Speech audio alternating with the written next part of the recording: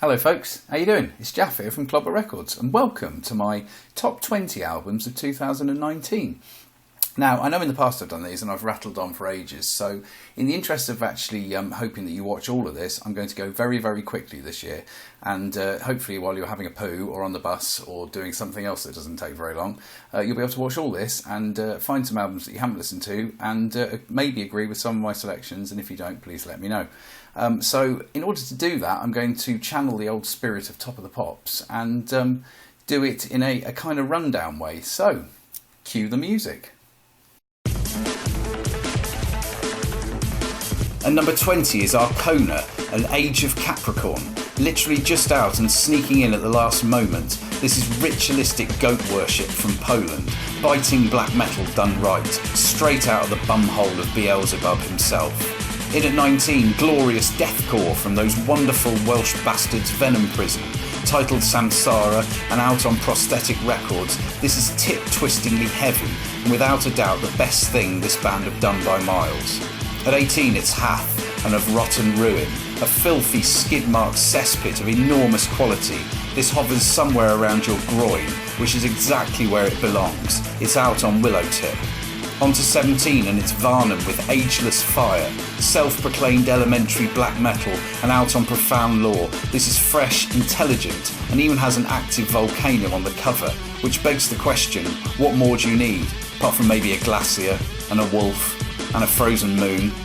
At 16 it's And Now the Owls Are Smiling with a comforting grip of misery, and it's out on our very own Clobber Records. This is one man's journey into sadness and beyond.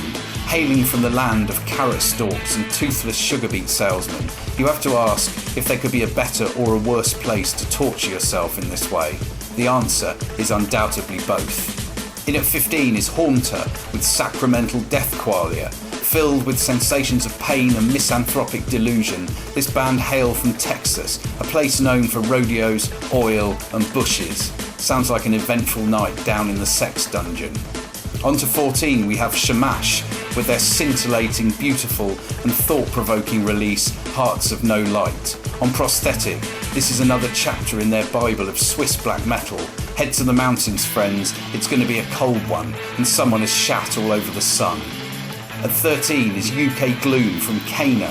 Gentle Illness is out on the wonderful Apocalyptic Witchcraft label and reinforces the fact that we don't want to be fed sugar, we want to be fed shit, and this is a very, very good kind of shit, the type that melts in your mouth. In at 12 is the weirdest, most inaccessible and utterly confusing album of 2019, Caligula, from the crazy genius who calls herself Lingua Ignota.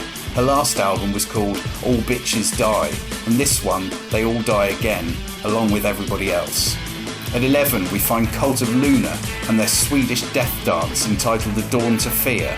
Out on Metal Blade, this is a naked jig on a glacier with nothing but a carrier bag full of moose flesh. Don't go to bed, kids, it's a labyrinth of deceit and lies. Stay up and freeze your ass off with the rest of us. On to number 10, it's Insomnium's Heart. This time they've hit it, and they've hit it hard. Bursting with solos, melodies and riffs, this album is mixed to perfection and will undoubtedly take this band to places where far few tread. It's out on Century Media. The number 9 spot is held by Sathamal and their crushing Black and Death masterpiece, Horror Vacui. The band have self-released this lump hammer to the scrotum, and the content is relentless from start to finish. Spilled wine and broken glass everywhere. This is a triumph, pure and simple. In at 8 is The Sixth from Thormasis. These guys are a German version of Harry Kiri for the Sky, but they add a level of gnarliness to the modern black metal infused hardcore they produce. This album was a frontrunner for the first part of the year, and that was in some ways due to the standout track, Thy Morbid Drunken Ways, for some reason a song that ticked a lot of my boxes. At 7 is Alhava with a self-titled and self-released album from their Russian home.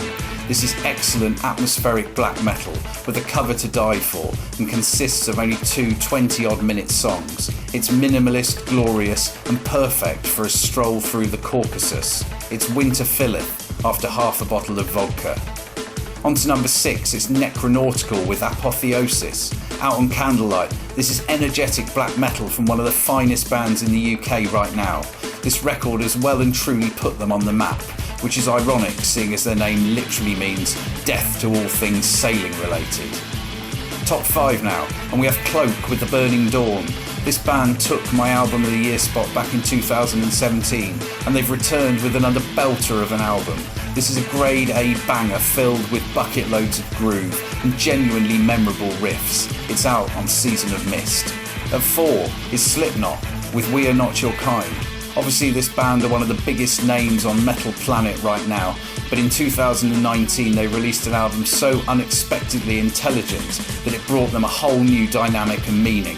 This is without doubt the best thing they've released since Iowa, and as such, it cannot be ignored.